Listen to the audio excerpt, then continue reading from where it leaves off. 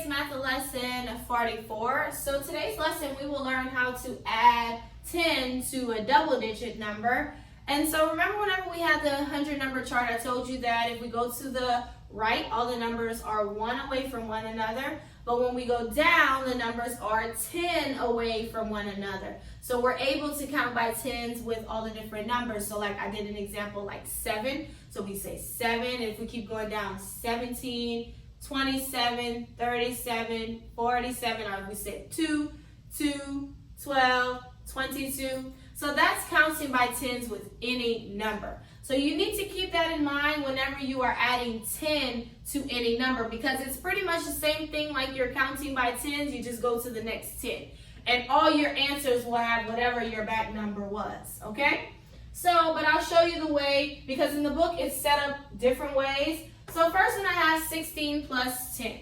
So again, if we count by tens with 6 after 16, I'm sure you probably already know what we have to say. But if not, let me show you how to add this. So whenever it's set up like this, the first thing you want to do is start adding with your back numbers.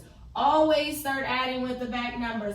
Never begin with the front. Why? Because when we start to carry, if you start adding from the front, you won't carry correctly. So we will start to carry really soon. So you want to make sure that you know the steps of adding like this before we get to that. So always start with your back numbers first, and you go from top to bottom. So start at the back, and then you start adding your top. Then you go to your bottom number, and you bring it down. So the back number, 6 plus 0 will equal 6. Okay? Then I go to the front, top to bottom again. Then 1 plus 1 equals 2. So 16 plus 10 equals 26. Again, if I say 6, 16, 26, they're 10 away from one another. Next, I have 38 plus 10. Sometimes it will be set up like this. I know automatically you probably know already what answer it is, but if a problem is set up like this, Ms. Flugents highly recommends you change it up. So what you do is you can X this and then put the plus 10 right here instead. Because like I said, when we start to carry, it's really hard to work out a problem like this, okay? So you can fix it and edit it and make it like this instead. Now, we're doing plus 10, so those are pretty easy, but whenever we move on to carrying, I really would like you to do this, okay? But for now, anyway, I'm going to just show you how to do it. So I'm going to take out the 10 here and I'm going to put it right here instead. So start with the back. 8 plus 0 equals 8. 3 plus 1 equals 4. Answer is 48. Okay? 57 plus 10. That one's set up in an easier way. So we start at the back. 7 plus 0 equals 7. 5 plus 1 equals 6. 67. 24 plus 10. Start at the back. 4 plus 0 equals 4. 2 plus 1 equals 3. 34. See, 24. 34. 49 plus 10. 49. 59.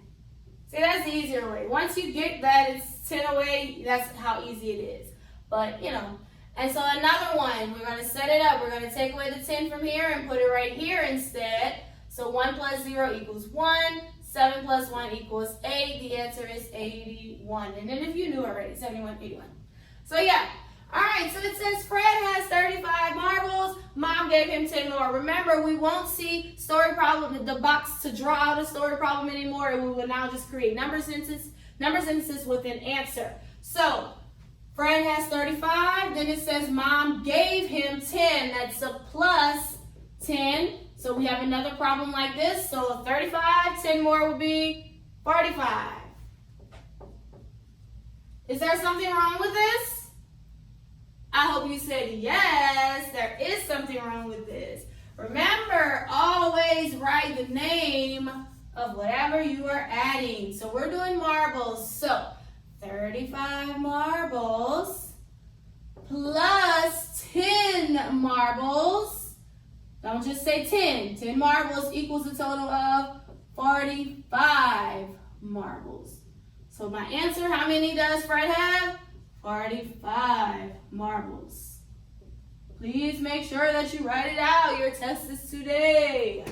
So do that. All right, 65, 70, 75, 80, 90, 95. Counting by fives. All right, so that's it for our math lesson today. You have your assessment on today, and you can do workbook page 44A. Now remember, the name of your page is always at the top right corner. So whenever you are turning in your test, when your parents are turning in your test, make sure that it says Fact Assessment 8 and Assessment 8, okay?